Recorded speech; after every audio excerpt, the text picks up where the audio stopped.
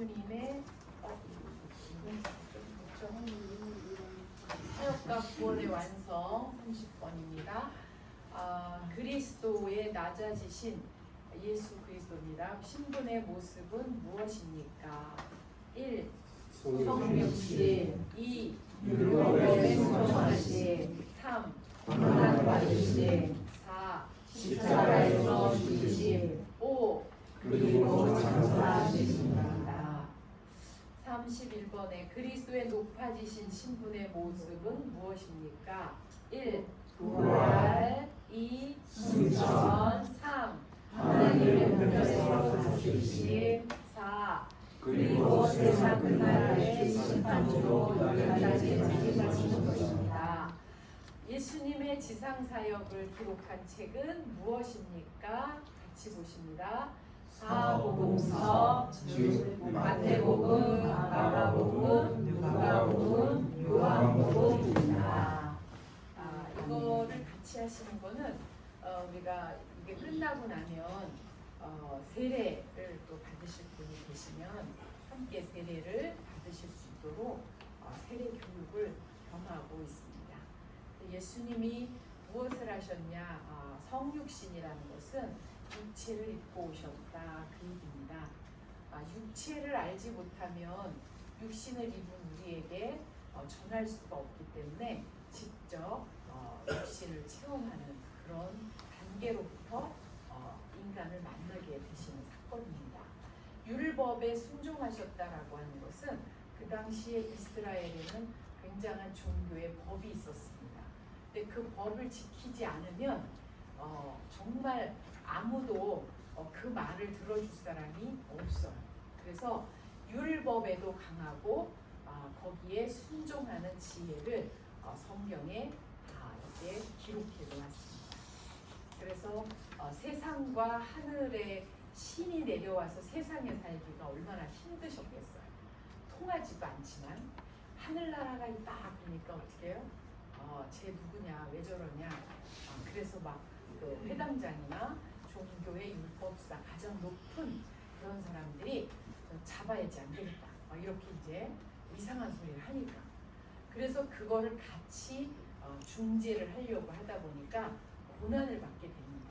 그래서 고난을 받는데 어디까지 받았냐? 십자가에서 죽으시기까지 고난을 받으셨다고 하는 겁니다. 죽으시지 않으면 일이 안 돼. 그래서 구원의 정점을 찍어야 되는데 장사되시기까지. 이 장사됨은 뭐냐면 홀연히 신체가 없어졌다 그러면 문제잖아요. 근데 십자가에 매달려서 죽으신 것을 모두에게 유대인, 이스라엘 모든 사람들에게 죽인 사람들에게까지 보게 하는 그런 증거로 나타내졌다 그 얘기입니다. 신이신데 아마 그 사람들이 뭐라 그러면 벼락을 쫙 때릴 수 있지 않았을까요? 근데 그거를 참으시고 끝까지 그렇게 하셨다라고 하는 겁니다. 그래서 이분의 신분이 결국은 부활에서 나타나죠. 부활. 그 다음에 하늘로 올라가시고 하나님의 우편에서 계신다. 그래서 누구를 기다려요?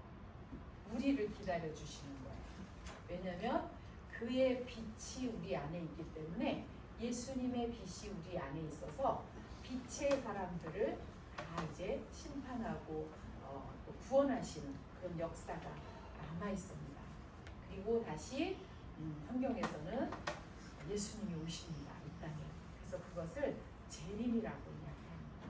근데 그건 아무도 알 수 없는 그런 열쇠를 예수님이 가지셨습니다. 그래서 이것을 기록한 책은 마태복음, 마가복음, 누가복음, 요한복음. 그래서 이것을 사복음서라고 합니다. 똑같은 이야기가 다 실려 있어요. 근데 마태가 보고 마가가 보고 누가가 보고 요한이 본 사건들을 기록합니다.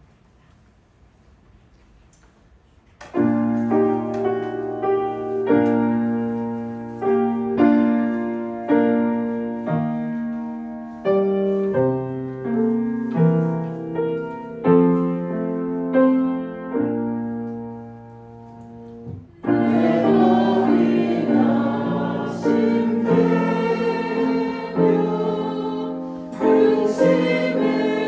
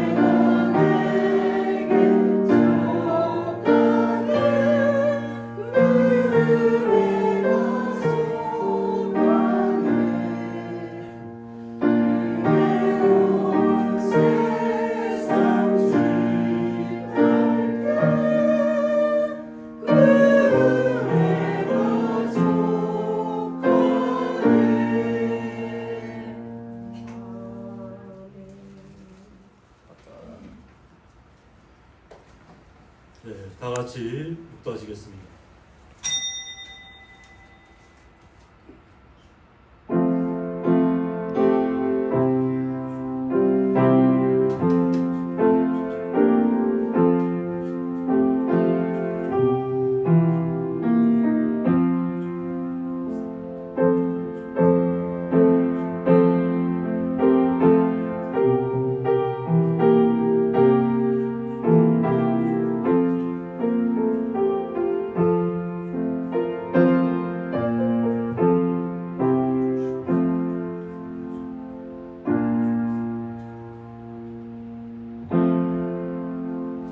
하나님은 영이시니 예배하는 자가 신령과 진정으로 예배할지니라. 아멘. 다 같이 사도신경으로 신앙 고백 올려드리겠습니다. 전능하사 천지를 만드신 하나님 아버지를 내가 믿사오며 그 외아들 우주 예수 그리스도를 믿사오니 이는 성령으로 잉태하사 동정녀 마리아에게 나시고 본디오 빌라도에게 고난을 받으사 십자가에 못 박혀 죽으시고 장사한 지 사흘 만에 죽은 자 가운데서 다시 살아나시며 하늘에 오르사 전능하신 하나님 우편에 앉아 계시다가 저리로서 산자와 죽은 자를 심판하러 오시리라. 성령을 믿사오며 거룩한 공예와 성도가 서로 교통하는 것과 죄를 사해 주시는 것과 몸이 다시 사는 것과 영원히 사는 것을 믿사옵나이다. 아멘.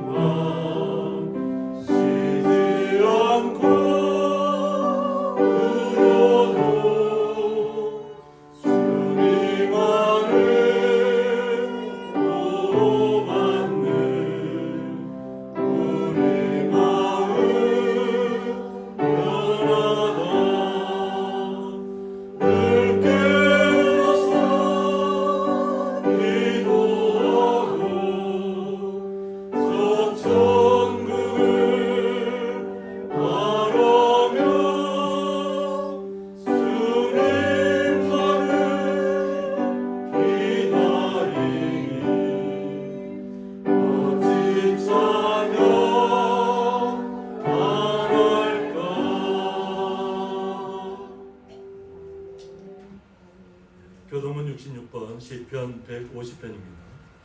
할렐루야. 그의 성소에서 하나님을 찬양하며 그의 권능의 창에서 저를 찬양할지어다. 그의 능하신 행동을 찬양하며 그의 지극히 위대하시니라 찬양할지어다. 나팔 소리로 찬양하며 비파와 순으로 찬양할지어다. 소고치며 춤추어 찬양하며 현악과 중소로 찬양할지어다. 큰 소리 나는 재금으로 찬양하며 높은 소리 나는 제음으로 찬양할지어다. 다 같이 읽겠습니다. 호흡이 있는 자마다 여호와를 찬양할지어다. 할렐루야. 아멘. 네, 저희들 대표에서 박준재 장로님 기도 인도해 주시겠습니다. 비파와 수금으로 찬양할지어다. 소고치며 춤추며 찬양하며 현옥과 통소로 찬양할지어다. 큰 소리 나는 지음으로 찬양하라. 높은 소리 나는 지음으로 찬양할지어다. 호흡이 있는 자마다 여호와를 찬양할지어다. 다시 한번 고백합니다. 우리의 삶에 주님께 늘 찬양이 넘치는 복된 삶이 될 수 있도록 은혜를 허락하여 주옵소서. 좋으신 하나님, 무더운 날씨 가운데도 저희들을 지켜주시고 오늘도 귀하고 복된 삶을 허락하여 주셔서 귀한 소리를 불러주시면 감사합니다. 주님, 오늘도 주님께서 기뻐하시는 산제서로 우리들의 몸과 마음과 뜻과 정성을 들여 이 예배를 우리 주님 직접 받아 함양하여 주시고 홀로 영광 받아 주옵소서. 주님, 오늘도 저희들은 변함없이 갈급한 심령을 가지고 나왔습니다. 목마른 사슴이 시냇물 새기에 갈급한 것 같이 저희들이 영원히 주님을 갈급하며 저희들이 심령에 주님을 갈급하고 있사오니 목사님을 통해서 주시는 말씀을 통해서 말씀 충만, 은혜 충만, 성령 충만케 채워주셔서 저희들이 늘 주어져서 승리하는 복된 삶 살 수 있도록 도와주옵소서. 주님, 이 나라의 민족을 긍휼히 여겨주시고 감사드립니다. 8월은 광복의 달입니다. 일제치하에서 36년 동안 저희들이 고생할 때 우리 주님께서 이 나라를 찾아서 우리에게 주셨건만 저희들은 나라를 제대로 지키지 못하고 오늘날 정치적으로 경제적으로 사회적으로 너무나 혼란한 가운데 있사오니 성령께서 역사하여 주셔서 이 나라가 다시금 회복될 수 있는 나라가 있게 해주시고 오직 여호와를 경외하며 여호와께 영광 돌리는 복된 나라가 될 수 있도록 대통령을 비롯해서 모든 지도자들에게 지혜와 명철을 허락하여 주옵소서. 주님, 우리 고향리 교회를 언제나 함께 해주시고 사랑해 주시면 감사합니다. 우리 교회가 주님이 함께 하시는 교회, 하나님을 만나는 교회, 사랑이 넘치는 교회, 은혜가 풍성한 교회가 되게 도와주셔서 이 교회에서 저희들이 삶이 늘 감사와 기쁨이 충만케 채워주시고 정말로 하늘을 두루마리 삼고 바다를 먹물 삼아도 이 감사를 다 기록할 수 없는 이 교회가 될 수 있도록 주님께서 은혜를 베풀어 주옵소서. 우리 교회를 이끌으신 지금 목사님과 사모님 이 무더운 가운데서 늘 건강으로 축복하여 주시사 그들의 발걸음마다 예수 향기 품짓듯 넣으시고 그들이 가는 곳마다 주님을 전도하는 귀한 은혜가 있게 하여 주옵소서. 오늘도 귀한 말씀 들고 다니에 서셨사오니 성령으로 충만히 채워주시사 선포되는 말씀에 우리들의 심금을 울릴 수 있도록 은혜를 베풀어 주옵소서. 이 시간도 주의 은총 받은 성도들이 많은 기도 제목을 가지고 나온 분들이 있습니다. 마음에 상처받은 분이 있으면 위로해 주시고 육신의 병으로서 주님께 간절히 간구하는 성도도 있사오니 주님 그들의 기도를 들어 응답하여 주셔서 여호와 라파 되신 주님께서 여호와 하나님께서 치유 각성을 비춰주시사 저희들을 건강으로 축복하여 주셔서 저희들이 삶 속에 늘 주님을 바라보며 뜻대로 살아갈 수 있는 은혜가 있게 하여 주옵소서. 이 시간 동안 요괴배 찬양을 통해서 아름다운 찬양을 주님께 바칩니다. 이 찬양을 통해서 주님 홀로 영광받아 주옵시고 듣는 모든 성도들은 아멘의 화답이 있도록 은총을 베풀어 주옵소서. 이 시간도 주의 이름으로 모이는 처소마다 우리 주님 홀로 영광받아 주시옵고 이 자리에 임재하신 성령께서 이 예배를 친히 주관 인도해 주심으로 인해서 큰 영광 받아 주시옵기를 예수님의 이름으로 감사 기도드리옵나이다. 아멘.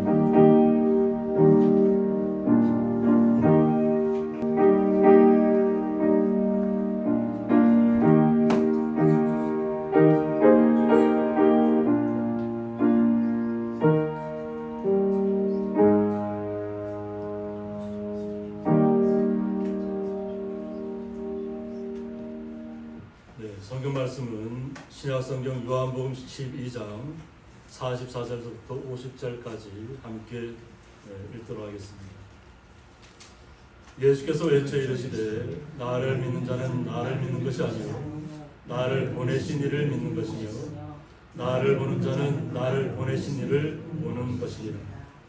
나는 빛으로 세상에 왔나니 무릇 나를 믿는 자로 어둠에 거하지 않게 하려 함이로다. 사람이 내 말을 듣고 지키지 아니할지라도 내가 그를 심판하지 아니하노라. 내가 온 것은 세상을 심판하려 함이 아니요 세상을 구원하려 함이로라. 나를 저버리고 내 말을 받지 아니하는 자를 심판할 이가 있으니 곧 내가 한 그 말이 마지막 날에 그를 심판하리라. 내가 내 자의로 말한 것이 아니요 나를 보내신 아버지께서 내가 말할 것과 이룰 것을 친히 명령하여 주셨으니 나는 그의 명령이 영생인 줄 아노라. 그러므로 내가 이루는 것은 내 아버지께서 내게 말씀하신 그대로니라 하시니라. 아멘. 요괴배 중창단 찬양으로 하나님 앞에 영광 올려드리겠습니다.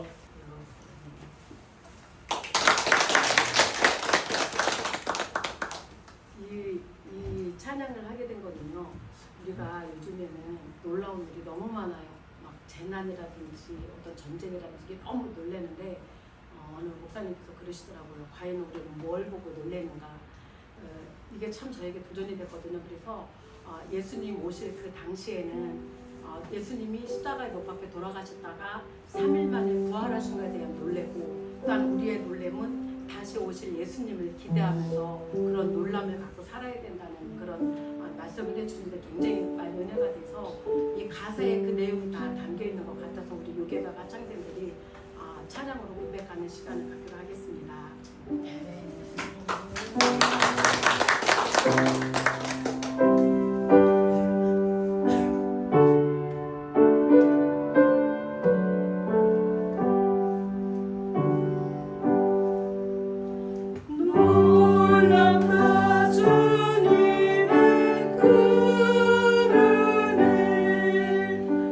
우리의 죄를 속하시려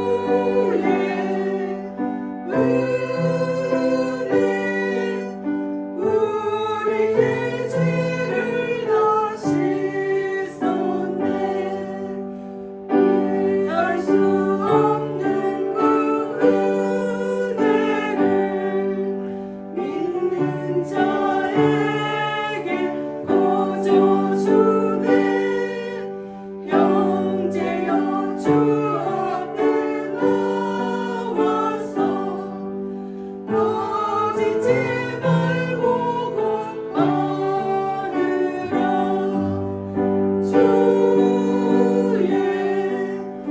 은혜 우리의 죄를 다 씻었네 주의 은혜 우리의 죄를 다 씻었네.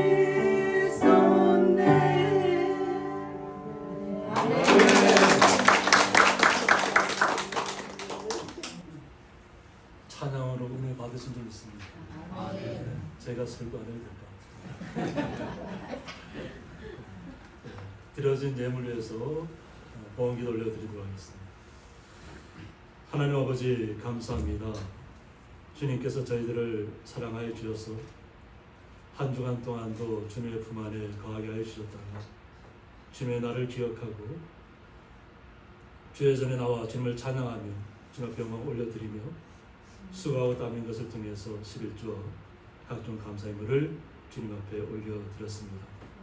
이 올려진 모든 예물들 주님 온전히 희명하여 주셔서 주님 앞에 영광이 되게 하여 주셨고 사랑하는 주의 성도들 마음속에 날마다 주의 사랑을 주님께 주시는 기쁨과 은혜와 사랑이 흘러 넘쳐서 날마다 복된 삶을 누리며 주 앞에 영광 돌리는 귀한 자리에 서 있게 하여 주옵소서. 그 놀라우신 주님의 사랑에 감사하며 예수님의 이름으로 기도드리옵나이다. 아멘. 네, 주님의 이름으로 환영합니다. 네, 여러분 무더운 날씨 때문에 또 이렇게 또 힘드셨는데 또 휴가 오신 분들 또 이렇게 또 섬기시느라고 또 성도님께서 굉장히 많이 고생하시는 가운데 있습니다. 우리 서로가 서로를 위해서 한번 박수로 한번 한 주간 동안 고생 많으셨습니다. 네, 오늘 말씀의 제목은 빛으로 세상에 이런 말씀 제목 가지고 함께 말씀을 나누고자 합니다. 저희들이 세상을 어떻게 바라보느냐에 따라서 바라보는 시각들이 다 바뀌어 버립니다. 저는 이 수석을 보면서 우리나라 전 세계를 바라보는 지도가 지도부입니다. 아니 뭐 돌덩이를 보고 세계 지도가 본다면 우습게 지날 수도 있지만 사람마다 바라보는 시각이 맞아서 어떤 것을 바라보느냐에 따라서 자신의 가치관이 완전히 바뀌어버린다는 겁니다. 세상이 오늘 권사님께서도 이렇게 찬양하기 전에 말씀하셨지만 걷잡을 수 없이 세상이 변하고 있습니다. 최근에 제가 느끼는 것이 뭐냐면 AI를 이제 잘 사용하고 있잖아요. AI를 사용하고 있는데 AI 학자의 대부분 처음 개발한 사람이지 아버지라고 불리는 사람도 자기는 이것이 이대로 그냥 가면 안 된다. 그리고 또 그런 것을 개발했던 사람도 나는 도저히 이 개발에 참여할 수 없다. 무섭다는 거죠. 그래서 그분들이 하는 얘기가 뭐냐면 2030년이면 AI에 의한 로봇에서 로봇이 그 AI가 지배하는 세상에서 사람들을 다 죽일 수 있다는 거예요. 지금도 마이크로소프트에서 AI가 발전하니까 개발자들 한 3만 명 이상을 해고시킵니다. 미국만 아니고 그 여파가 마이크로소프트가 있는 회사는 나라마다 다 해당될 거 아니에요. 규모는 틀리지만 오히려 그것을 개발한 사람이 일자리가 뺏겨버린다. 그리고 어떤 충격적인 일들이 벌어지냐면 내가 살기 위해서 사람의 장기를 사고 파는 일들이 비일비재하게 우리나라에서도 일어난다. 우리나라에도 청소년들이 1년에 한 몇만 명씩 사라진다. 그런데 그것이 우리에게는 불법이라고 되어 있지만 자기 자신이 살기 위해서 그 장기를 옮겨 이 수술하는 사람은 관계없다는 거예요. 왜냐하면 의사들은 적반 절차를 따라서 다 그것을 와서 수술하게 된 줄 알고 있기 때문에 기증자가 있었기 때문에 수술하는 걸 알고 있는데 요즘은 사기꾼들이 판을 쳐서 서류까지 다 조작을 한다는 거예요. 우리가 AI를 보면 AI가 실제 그 사람이 한 말이 아닌데도 그 사람이 한 말처럼 이야기를 하는 경우를 많이 속아 넘어가는 경우가 있어요. 그래서 빨리 깨닫는 사람 몇 초 만에 아 이거 AI구나, 이 거짓말이구나 하고 딱 안 보고 넘어갈 수 있지만 그것을 미처 깨닫지 못한 사람들은 이게 실제인가 하고 계속 빨려 들어가는 거예요. 오히려 한 사람의 생명이 얼마나 소중해요. 근데 자신의 생명을 살리기 위해서 이름 없는 사람들의 장기를 적출하는 일이 발생하고 있다. 우리가 뭐 미국이나 캐나다나 이렇게 선진국들을 바라보지만 그냥 이렇게 좀비처럼 살아가는 분도 있죠. 근데 그것이 처음부터 그렇게 개발된 것이 아니라는 거예요. 원래는 암에 걸린 사람들을 위해서 항암의 그 고통이 너무 심하니까 그 고통을 좀 덜어드리기 위해서 그 고통을 사라지게 하는 진통제를 개발합니다. 그리고 그 진통제를 통해서 제약해서 돈을 많이 벌었다는 거예요. 그러고 나서 이것이 잘못됐구나. 사람들을 병들게 하고 오히려 고통을 없앤다고 하는 것이 오히려 그 사람을 거기 약에 의존하게 만들고 그래서 그 약을 못 만들겠다고. 그랬더니 지금은 굉장히 그냥 뭐 저렴하게 구할 수 있는 약을 처음에는 공짜로 나눠준다. 그래서 미국이라는 나라가 또 캐나다라는 나라가 우리가 볼 때는 얼마나 아름다운 나라예요. 근데 거기에는 좀비처럼 살아가는 사람이 넘쳐나고 있었죠. 오히려 캐나다 같은 경우는 오히려 그들에게 그 약을 주면서 이것을 좀 개선하자고 한다는 거예요. 마약을 갖다 어떻게 해요? 제가 예전에 한 10여 년 전에도 한번 제가 그런 얘기를 한 적이 있는데 마약을 중독자가 있어요. 그 마약 중독자에게 마약을 주면서 뭐라고 하냐면 마약 걸린 사람들 앞에 가서 강의를 하라는 거예요. 자기가 마약에 걸리면 어떻게 고통스러운가를 알려주는 역할을 하면 마약을 주는 거예요. 어떻게 보면 정치를 이끌어가는 사람들, 지도자들은 그냥 그들처럼 그냥 자기들의 뜻대로 아무 말 안 하고 그냥 멍청하게 그냥 좀처럼 살아가면 더 나을지도 모릅니다. 그러니까 방치하는 거겠죠. 더 강한 약을 만들어내고 중독되게 만들고 사람의 뇌를 망가뜨리는. 근데 AI는 어때요? AI는 우리처럼 망가지지 않잖아요. 이것을 AI가 무섭다는 걸 알면서도 멈추지 못한다는 거예요. 왜? 서로 내가 이것을 멈추면 다른 사람이 먼저 개발하면 거기에 종속된다는 거죠. 그래서 서로 계속 개발을 멈추잖아요. 그럼 결국은 세상에 종말이 온다는 거예요. AI가 사람을 거창스럽게 생각한다. 오히려 자기들을 방해한다고 생각한다. 우리는 어떻게 보면 우주에서 보면 이런 돌덩이 같은 데 살고 있는 거예요. 우리를 보통 점이라고 하잖아요. 우주에서 보면 하나의 점에 불과하다고 얘기하는데 그 속에서 살면서도 각자의 사람의 시각이 바라보는 시각이 따라서 다 틀리거든요. 그런데 예수님께서는 이 땅에 우리를 위해서 오셨죠. 각자 자기의 주관대로 살아가고 자기의 의지대로 살아가는데 주님께서는 우리에게 깨우침을 주시고 이 땅의 것으로 끝나지 않는다는 것을 알려주시기 위해서 직접 오셨다. 하나님의 나라가 있다는 것을 깨우쳐주기 위해 오셨다. 우리는 말씀 속에서 주님께서 우리에게 원하시는 것을 잘 이해하셔야 될 줄 있습니다. 나의 시각이 무엇을 바라보고 있냐를 잘 생각하셔야 될 줄 있습니다. 말씀대로 내가 살려고 노력하는가? 아니면 세상적인 부와 명예와 권력을 정치하기 위해서 정적을 죽여야만 살 수 있는 그런 상태로 도가니로 몰아넣고 있지는 않습니다. 그런데 다들 자기 생각만 옳다고 생각해요. 내 생각이 옳으면 상대방은 죽어도 괜찮다는 식으로 세상을 판도를 바꿔버리려고. 그러니까 세상의 권력자들과 예수님의 생각이 틀리다는 거예요. 우리를 창조하신 분의 생각은 우리의 생명을 귀하게 여기시고 한 분 한 분을 존귀하게 여기시고 한 분 한 분을 깨닫기를 원하신다. 우리는 겨울 되면 여름이 되기를 소원하시죠. 막 더 뜨거워질 때마다 빨리 겨울이 왔으면. 겨울도 어떻게 바라보느냐. 겨울에 직접 당하면 왜 이렇게 추운지, 빨리 좀 더운 여름 왔으면 좋겠다, 이렇게 생각이 바뀌는 것이 우리의 시각,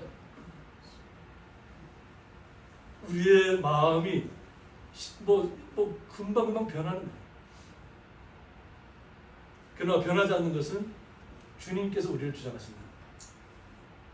우리는 그 주님의 말씀에 깊이 들어가서 세상을 바라보고 세상을 이겨내야 될 줄 믿습니다. 주님께서 우리에게 원하시는 건 뭐냐면 이 세상에 임금이 있다는 거예요. 이 세상의 임금은 아르콘트 코스모라고 해서 세상은 하나님에게 도전하는 악의 영역을 상징합니다.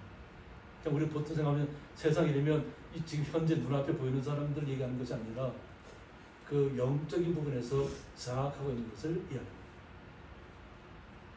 하나님에게 도전한다. 악의 영역을 계속 확장시켜 나가는 거예요. 그것을 따라오라고 계속 권유하거든요. 결국 세상을 어지럽히는 공중권세 잡은 자, 즉 사탄을 뜻한다는 겁니다. 세상의 임금이 이 세상을 지배하고 있다. 사탄이 지배하고 있다. 근데 사탄이 지배하는 세상에서 우리는 주님을 만났죠. 그리고 주님의 나라를 소망하고 있죠. 그것 때문에 우리는 이 사탄의 계략을 우리 스스로는 떨쳐낼 수 있고 우리가 파괴시킬 수 있습니다. 내 안에서 주님의 사랑으로, 주님의 은혜로, 주님의 말씀으로 우리는 사탄의 계략을 파괴시킬 수 있습니다. 이것이 곧 빛의 아들이라는 거예요. 그래서 빛을 소유한 자손이라고 해요. 빛을 소유한 자손.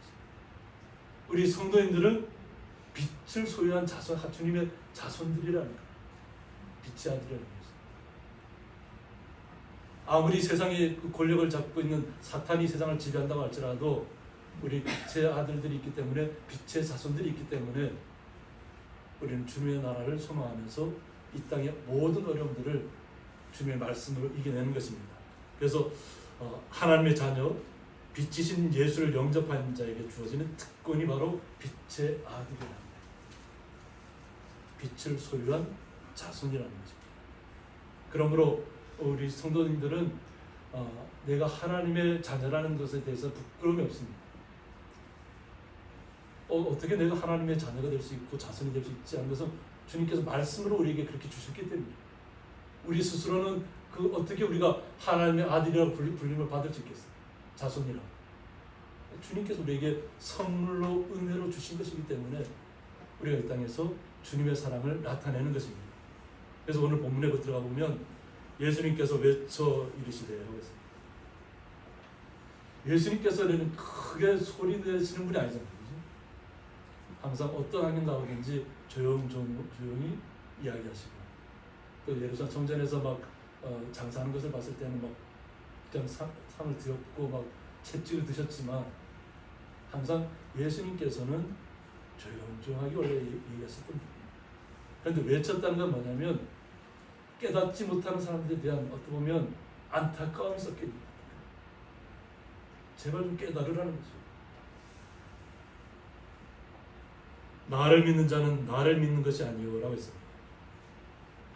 예수님 당시에 예수님을 믿는 것은 예수님을 믿고 이 땅에 어떤 세상의 왕으로 살아가기로 꿈꾸는 사람들의 것을 위해서 예수님을 오신 것이 아니라는 거예요. 하나님께서 자신을 보내셨다는 거예요. 그래서 오늘 성육신에 대해 얘기하고 있잖아요. 하나님께서 우리를 위해서 이 땅 육신의 모습으로 보내신 거예요. 그래서 예수를 믿는다는 것은 곧 하나님을 믿는다는 거죠. 예수를 보내신 이 세상을 창조하신 분을 믿는다는 거예요. 그리고 나를 보는 자는 하고 있습니다. 그러니까 당시에 예수를 직접 대면하고 보았잖아요. 제 아들도 그렇고 예수를 믿지 않는 사람들 다 보았다는 거죠. 나를 보는 자는 나를 보내신 이를 보는 것이라고 했습니다. 육신의 모습으로는 예수님의 모습이지만 예수님의 모습을 보는 사람들은 곧 하나님을 보는 것이라는 거죠. 곧 하나님께서 이 땅에 우리에게 말씀을 오셨습니다. 우리 말씀을 믿는 자는 곧 하나님을 본 것입니다. 예수를 본 것입니다. 말씀으로 우리에게 오셨죠. 이것이 전 세계를 향한 하나님의 큰 계획이라는 거죠. 이스라엘만의 작은 어떤 그 지역만을 위한 하나님이 아니라 전 세계를 향한 하나님의 놀라우신 사랑이 예수님께서 이 땅에 오신 크신 목적이라는 거예요. 바로 어떻게 하기 위해서? 우리를 빛의 자손, 하나님의 자손으로 삼으시기 위해서. 우리 성경 한번 이렇게 가슴에 한번 손을 얹어보세요. 나는 하나님의 빛의 자손입니다. 하나님의 아들이라는 거예요. 보통 우리는 하나님의 아들 이러면 왜 하나님께서 아들만 사랑하고 왜 딸은 우리는 사랑하지 않을까? 이것이 원문으로 들어가 보면 다 빛의 자손이라는 거예요. 하나님의 빛의 자손. 근데 우리가 설명하기 위해서 빛의 아들이라고 합니다. 이거 빛의 모든 사람들이 하나님의 자손, 예수를 영접한 사람들은 빛의 자손들이라는 거예요. 곧 하나님의 아들이라는 거죠. 그래서 예수님께서 나는 빛으로 세상에 왔다고 이 땅에 우리를 자손 삼으시기 위해서 하나님의 아들을 만들기 위해서 그래서 곧 하나님의 예수님을 믿는 모든 사람들을 하나님의 자손 삼으시기 위해서 빛으로 세상에 그래서 무릇 나를 믿는 자로 그래서 예수님을 영접하면 우리의 삶이 어떤 상황으로 들어가는 것을 예수님께서 말씀하고 계시는 거예요. 예수를 믿는 사람들의 특권이 뭐죠? 빛의 자녀라. 빛의 자녀는 어디에 다니잖아요? 어둠에 다니잖아요. 그래서 어둠에 거하지 않게 하려 합니다. 우리는 이 땅에 살면서 주님께서 만들어 놓으신 보통은 사람들이 우리가 뭐 태양이 도는 것처럼 얘기하잖아요. 그죠? 그러나 이 지구가 돌아가고 있다. 그것도 몇 킬로의 속도로 돌아간다니? 10만 킬로 이상의 속도로 돌아가고 있어요. 10만 킬로 이상의 속도로 돌아가면서도 우리는 전혀 미동하는 걸 못 느끼고 있죠. 이거 하나님의 놀라운 신비라는 거예요. 그래서 봄, 여름, 가을, 겨울이 있는 거예요. 북극과 남극이 있는 것이죠. 낮과 밤이 그래서 존재합니다. 우리가 낮으로 임했을 때는 우리 지구 반대편에 있는 사람들은 밤이라는 거예요. 그런데 예수님을 영접한 모든 사람들은 어떻다고요? 어둠에 거하지 않는다는 거예요. 어둠에 거하지 않는다는 뭐냐면 내 마음속에 낙심하거나 절망하거나 고통 속에 거하지 않게 하신다는 거예요. 우리가 이것을 잘못 이해하면 나는 이렇게 힘든데 나는 이렇게 절망스러운데 왜 나는 어둠에 거하지 않는다고 할까? 깨닫지 못하면 어둠에 거하는 거예요. 내가 힘든 것이 무엇 때문에 힘든가를 알아야 됩니다. 지금 오늘도 윤문남 권사님께서 좀 걷기가 힘드셔서 오늘 못 나오셨는데 고통스럽잖아요. 그죠? 항상 어떤 경우라도 휠체어에 타고서라도 이렇게 나오시는 권사님인데 얼마나 힘들면 오늘 못 나오셨겠어요. 남편 권사님만 보내셨잖아요. 그 믿음이 중요합니다. 어떤 때는 내가 고통스러우면 남편도 지금 교회 못 가고 그냥 내 옆에 붙들어 두고 싶은 마음이 누구라도 있을 거 아니에요. 그죠? 내가 이렇게 힘든데 내 옆에서 나를 간호하라고 할 수도 있죠. 그런데 남편 권사님 보내시잖아요. 내가 힘들어. 우리의 육신의 고통이 나를 지배해서는 안 될 줄 있습니다. 육신의 고통이 오히려 다가올 때마다 나를 새롭게 발견하셔야 될 줄 있습니다. 주님께서 얼마나 나를 사랑하셨으면 나를 이렇게 힘들어하는 가운데서도 주님을 영접하게 하셨습니다. 어둠에 가지 않게 하는 좀비처럼 살지 않게 하는 내가 좀비 사람처럼 살지 않게 해주시려고 우리를 때로는 힘들게 하고 고통 가운데로 몰아넣으십니다. 왜? 얼마나 사랑스러우면 채찍을 드신 거죠. 제가 고백하잖아요. 제가 죽음의 위기를 겪지 않았으면 지금 이 자리에 없었을 거예요. 그런데 미련해갖고 깨어나면 다시 세상 일하고 있고 회복되면 또 세상 일하고 있고 미련해서 늦게 신앙을 한 거야. 그나마 늦게라도 불러주셔서 너무 감사한 거죠. 안 그러면 그냥 누구도 모르는 곳에서 그냥 사는 순간이 있습니다. 죽음은 나도 모르는 순간에 찾아. 그냥 순식간에. 막 고통 말도 안 나. 고통이 올 때는 말을 할 수가 없어요. 육신은 아무렇게 움직이도 못해도 그러나 뇌는 끼어 있더라. 하나님 우리를 사랑하시는 것은 때로는 우리를 죽음 가운데 내보내서라도 우리를 찾으시는 절망이잖아요. 죽음의 위기에 몰렸잖아요. 제가 여기 고향에 왔을 때도 그런 적이 있어요. 정선에 계신 어머니가 아주 그냥 제가 그때마다 혼자 먼저 와 있을 때니까 그냥 힘내라고 아주 그냥 튼튼한 얘기 아주 인상 아주 큰 걸 갖다 주셨어요. 그래서 제가 그걸 갖다가 어머니가 주신 거니까 그냥 주일날 아주 그냥 꿀에다가 탁 찍어갖고 그냥 내 둘째 같이 그냥 먹어버렸어. 그런데 갑자기 모든 호흡이 막 멈추는 듯이 다가와요. 그래서 제가 그때 뭐라고 했냐면 예수님 제가 오늘 주일인데 주일날 성도님이 다 오시는데 설교만 오늘 예배만 마치고 저 데려가 달라고 이렇게 기도했어요. 말은 할 수 없고 막 숨은 다가오고 막 숨은 멈출 것 같은데 그런 기도를 드리고 난 다음에 좀 회복이 되더라고요. 그래서 그날 예배를 다 마쳤는데 지금까지 있는 거예요.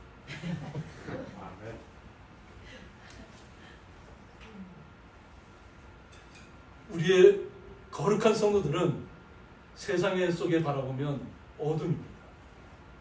그러나 주님이 그 어둠 속에서 우리를 건져내셨다는 것을 믿으셔야 될 줄 있습니다. 얼마나 사랑하셨으면 우리 성도님들을 고통 속에서 건져내셨다. 하나님의 나라를 보게 하십니다.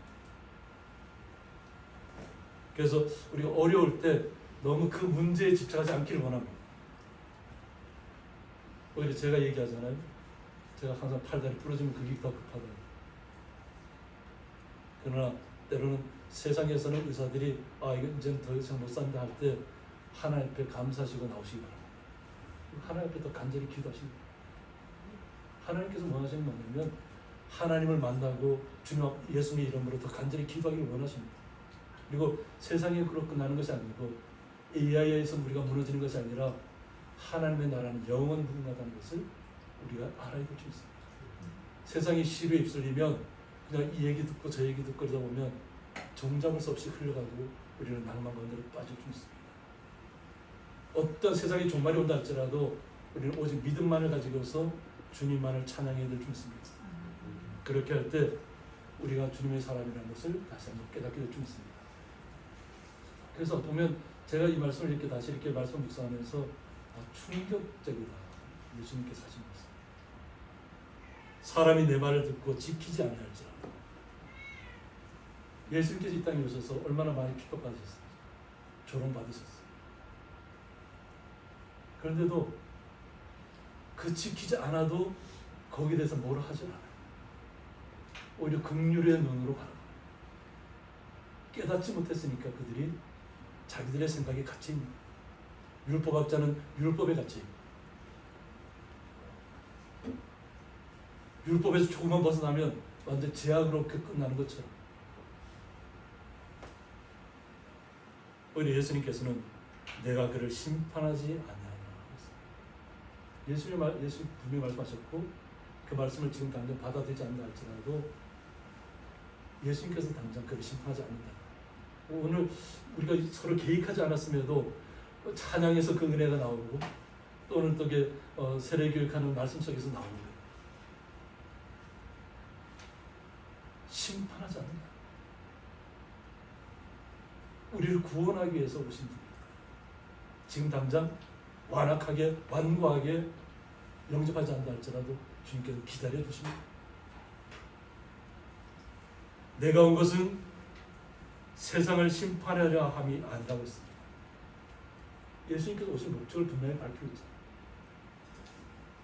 그래서 저희들이 우리 예수를 믿으면서 가장 이렇게 얘기하는 것이 뭐냐면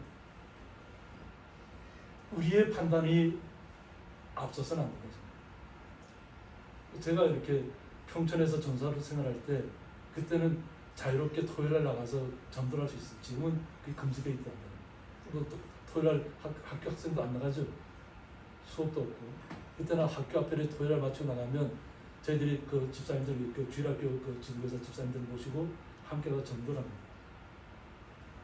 그래도 어떤 아이는 말을 잘 듣고 주일날 나올 것처럼 얘기해요. 어떤 아이는 막 절대로 안 나올 것처럼 막 반발하고 왜 나한테 그러냐고 막 도망가고 막 이래요. 그래서 제가 어떻게 생각했어요? 말을 잘 듣는 아이가 나온다고 생각할 거 아니에요. 근데 주일날 아침에 딱 주일학교 학생들 오기를 기다리고 있으면 제 아들이 막 그때는 막 전도왕이었어요. 얼마나 막 활달하게 다니면서 학원도 안 다니면서 친구들하고 얼마나 사이가 좋았는지 막 친구들 막 데려오고. 그리고 제가 전도할 때 분명히 안 나올 것처럼 했던 아이가 쑥 나오는 거예요. 나올 것처럼 했던 말을 잘 듣던 아이는 안 나오는 거예요. 우리의 생각으로 판단해서 안 된다는 거예요. 주님이 부르신 사람이 따로 있다는 거예요. 완악하게 정하는 것 같아도 주님께서 부르시는 사람이 따로 있다는 거예요. 근데 그분이 변하면 더 놀라운 일이 나타나는 거죠. 바로 우리 성도님들 가운데도 그렇잖아요. 그죠? 우리 전 이장님 계시지만 우리 성도님들 자리에 만나보면 구 이장님이 처음 믿으셨다고 했을 때 다들 안 믿으셨어요. 어떻게? 그분은 절대 안 나올 것처럼 했는데 나왔다는 거예요. 나와서 어떻게 했어요? 송찬 형제님을 전도를 하셨잖아요. 안 믿을 거, 우리 마을 분들이 생각할 때 저분은 안 믿을 거 했는데 어머니를 통해서 믿으시고 영접하시고 오히려 전도하시는 거예요. 전도하시는. 그래서 찬 형제님 어머니까지 전도하셨잖아요. 그죠? 하나님의 방법은 우리의 상상을 초월하는 거예요. 성도님들의 은혜잖아요. 주님께 주신 은혜잖아요. 전 이장님이라고 했지만 제가 실명은 들지 않았습니다. 주님께서는 우리의 마음을 너무나도 잘 아실 줄 믿습니다. 우리를 부르는 시기는 다 틀립니다. 때로는 완악하고 난구했던 나의 마음이 주님께서 만나주시고 주님께서 풀어주시면 우리의 삶은 180도 바뀝니다. 새로운 세계를 바라보게 되는 것입니다. 계속 얘기 들까요? 우리 성도 중에 오집사님이 믿을 거라고 생각하셨나요? 본인 스스로가? 윤 집사님도 본인 스스로 믿을 거라고 생각하셨나요? 전혀 생각 못하시고 본인 스스로도 내가 절대 난 예수 안 믿는다 했던 분인데 지금 너무나도 앞에 나와 찬양도 하시고 너무나 신실하게 하고 계시죠. 하나님은 놀라우십니다. 우리의 삶을 완전히 바꾸시는 분입니다. 한 분 한 분 다 들어도 다 마찬가지예요. 우리 성도 한 분 한 분이 다 그래요. 제가 다 얘기다 보면 설교는 저리 가고 간증마다 끝나는 수도 있어요. 우리 성도님 한 분 한 분이 다 그런 과정을 겪으신 줄 있습니다. 그런데 예수님의 목적은 뭐예요? 심판하기 위해서 이 땅에 오신 것이 아니라 세상을 구원하기 위해서 예수님께서 이 땅에 오셔서 우리를 위해서 십자가에 달려서 죽으셨다. 장사되셨다. 그리고 부활 승천하셨다. 그리고 하나님의 나라를 우리에게 알려주신 것입니다. 세상으로 끝나는 것이 아닙니다. 우리의 눈에 보이는 것이 다가 아닙니다. 어떤 하나님이 볼 때는 우주에서 볼 때는 제가 처음에 보여드렸던 그 돌덩이 같은 데가 우리가 살고 있는 곳입니다. 그런데 거기에 생명을 불어넣어 주셨잖아요. 우리는 주님께서 놀랍다는 것을 우리 말씀 속에서 깨닫고 우리의 삶에 적용시켜야 될 줄 있습니다. 그래서 예수님께서는 항상 나를 저버리고 내 말을 받지 않은 자를 심판할 이가 있으니라고 했습니다. 예수님께서는 직접적으로 심판하지 않으셨잖아요. 아까 저희 집사람이 세례기 심판하면서 안 듣는 사람들 바로 번개 탁 쳐서 그렇게 할 수도 있잖아요. 그죠? 우리가 이렇게 요즘은 워낙 이 세상이 발달한 시대라서 세계 곳곳에서 일어날 일들 다 봅니다. 근데 벼락 칠 때 벼락에 나무가 그냥 불이 확 붙어갖고 그냥 쫙 갈라지고 그냥 사람도 갑자기 벼락 맞는 모습들 다 찍힌 영상들이 다 있어요. 한두 사람의 영상이 아니에요. 어떻게 그런 영상만 또 이렇게 찍어서 이렇게 또 올린 사람들이 있더라고요. 번개가 칠 때는 그냥 건물 자체를 그냥 불사를 것처럼 번개가 쳐. 그런데 우리는 보호하신다. 어떤 뭐 이렇게 만화적으로는 그렇게 하는 경우도 있잖아요. 번개를 맞았더니 갑자기 뭐 자기가 뭐 자기의 전기가 막 나간다. 만화에서 그렇게 하잖아. 영화에서도 그렇게 하고. 번개맨이라고 하잖아요. 번개처럼 확 자기도 막 날아가고.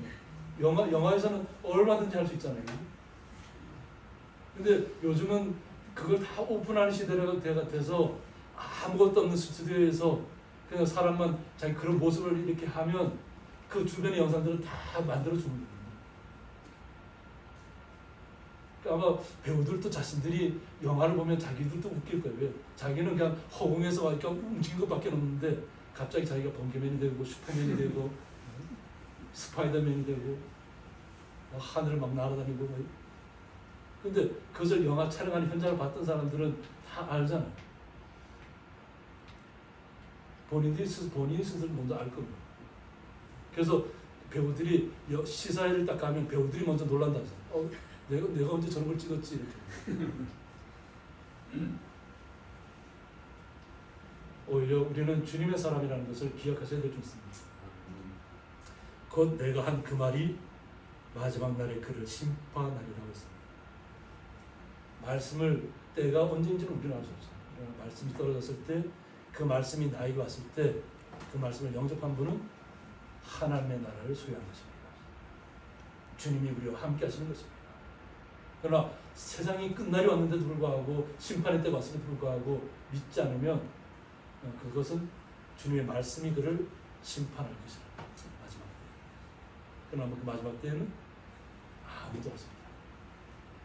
AI 학자들은 2030년, 2040년, 2050년이면 지구가 멸망할 것이라고 얘기하지만 우리는 지구가 멸망해도 어떻게 하나님의 나라가 영원한 하나님의 나라가 있다는 것을 믿으시면 됩니다.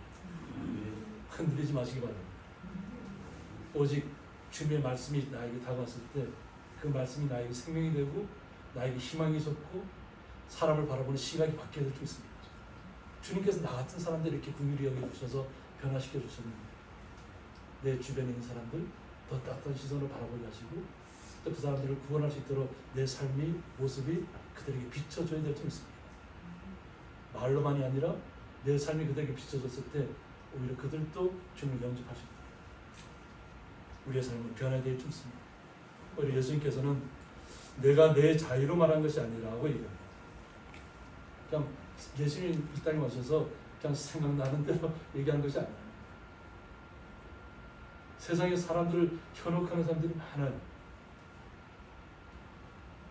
그리고는 뭐 자기가 하나님이 자기 임재했다고 얘기하고 자기 하나님의 말씀을 한다고 그러고 사람들이 다 가요. 근데 이렇게 어떤 말로 사람 속이는가 하고 제가 이걸 좀 영상을 봤는데 하나님이 하셨다는 얘기는 정작 없어요.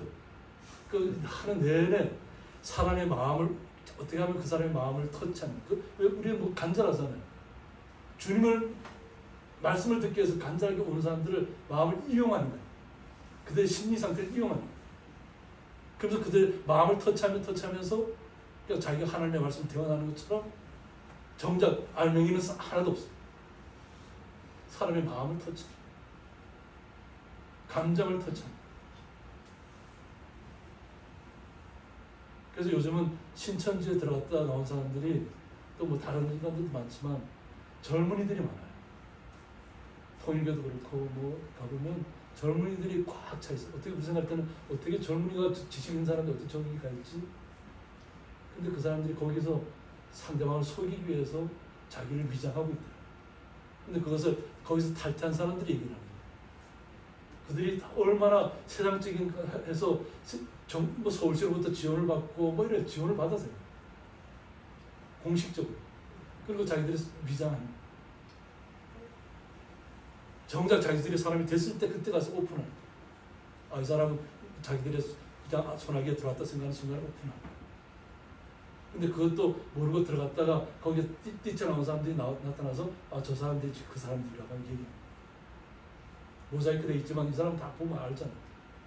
인권이 있으니까 모자이크 다 해서 나오는데 저 사람이 바로 그 교육자고 사명자고 가르친 사람. 그 안에 들어갔다 나온 사람이 얘기를 합니다. 깨달은 사람은 그나마 행복한 거죠. 깨달았습니다. 근데 거기에 사탄의 생각에 말려 들어가는 사람들이 너무 많답니다. 우리나라에 특히 많답니다. 이단들이 숫자. 사이비 교주가 그렇게 많답니다. 외국도 사이비 교주들이 많지만 우리나라가 특히 더 많답니다. 그만큼 상황이 어렵다. 어려운데 어려움을 해소할 때가 어디 있어요? 눈앞에 보이는 사람한테 가서 뭔가 찾으려고. 우리는 말씀에서 찾으셔야 되죠. 눈앞에 보이는 사람 쫓아다니지 마시고 말씀으로 들어가셔서 예수님께서 2000년 전에 우리에게 주신 말씀을 기억하셔야 되겠습니다. 나를 보내신 아버지께서 내가 말할 것과 이룰 것을 친히 명령하여 주셨다고 했습니다. 그러니까 예수님께서 이 땅에 오신 육신의 모습으로 오셔서 하나하나 말씀을 전한 것은 다 하나님이 보내신 말씀을 그대로 대언하는 것입니다. 자유로운 것이 아니라.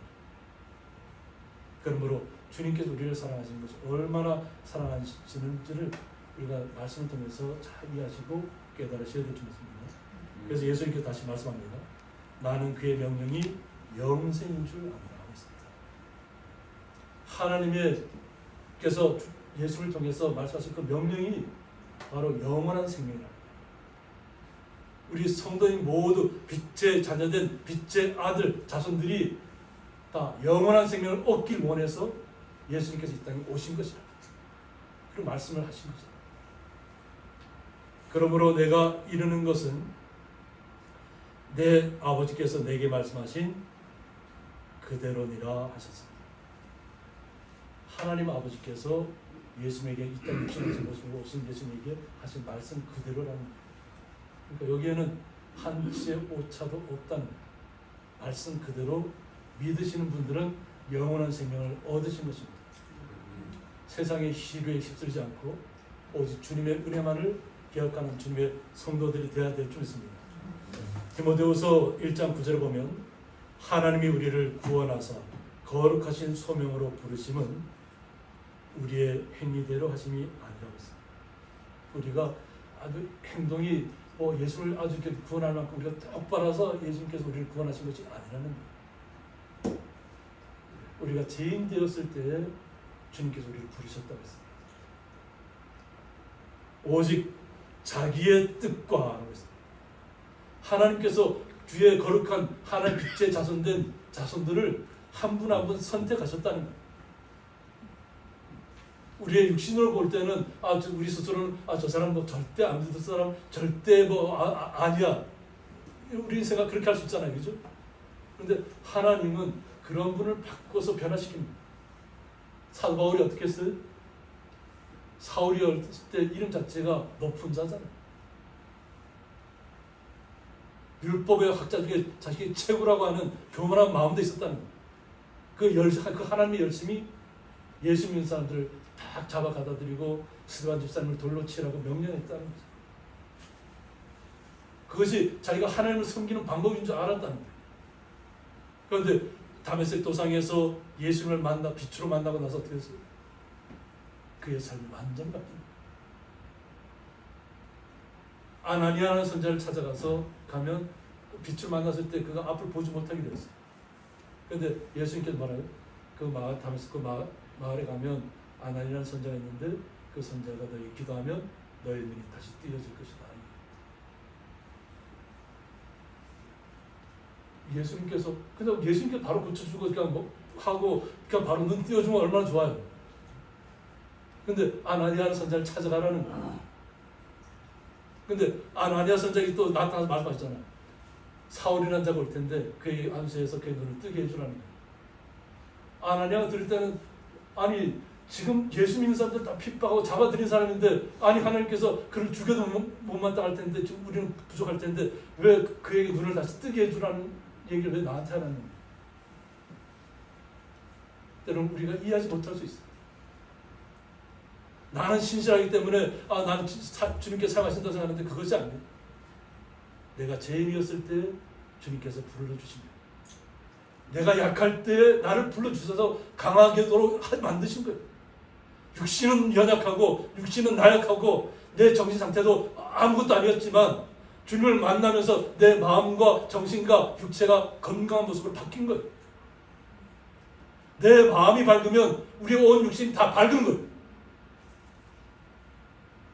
우리 생각할 때 내가 육신은 좀 아주 힘들고 어렵고, 제가 이렇게 우리 성도님들을 바라볼 때 너무 감사한 게 뭐냐면, 우리 뭐 정명 집사님도 그렇고 김영현 집사님도 그렇고 막 이렇게 힘들게 하면서도 나 같은 사람이 교회 오면 사람들이 어떻게 신할까 이러니까 우리 권사님들이 뭐라 해요?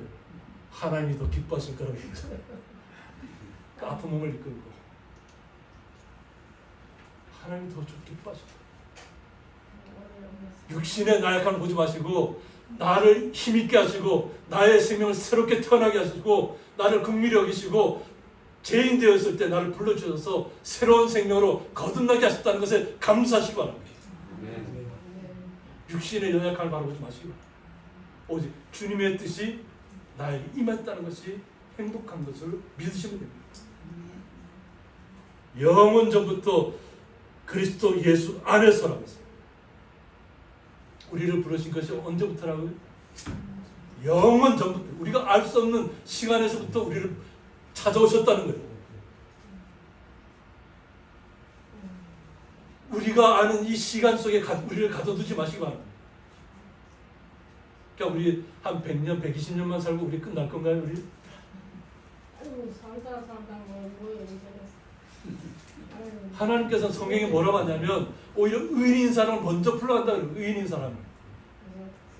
근데 세상 사람들 아니 저 사람 저렇게 착하게 살고 하나님의 말씀을 증거하는 사람인데 왜 갑자기 더 먼저 갔냐는 거예요. 악한 사람들은 더 오래 살고 더 장수하는 거예요.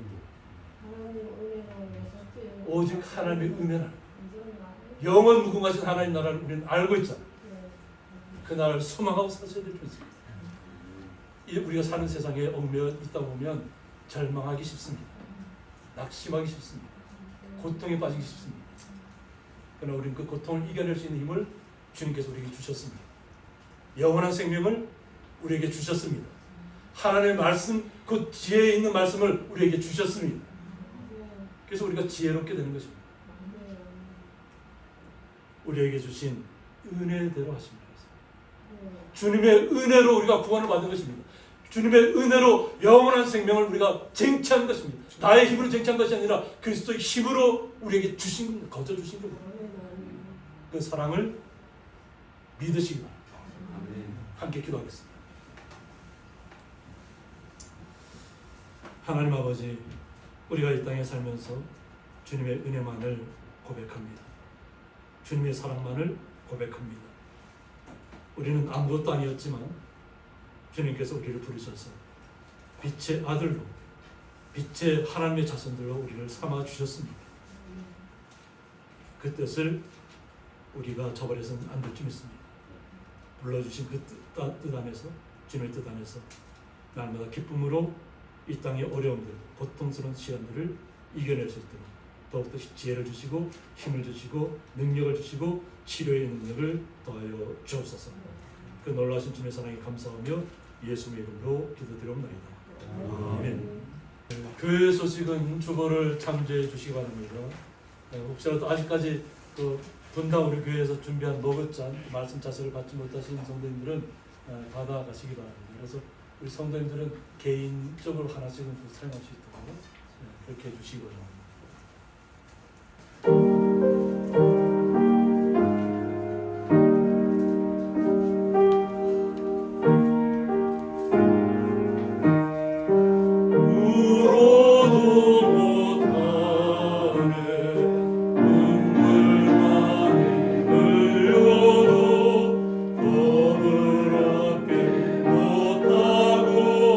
죄를 씻지 못하리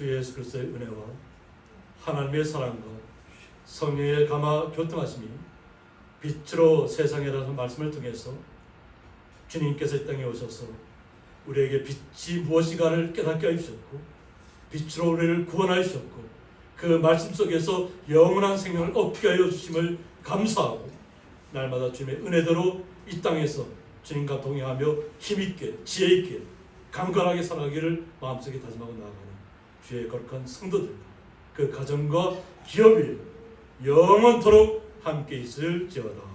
아멘.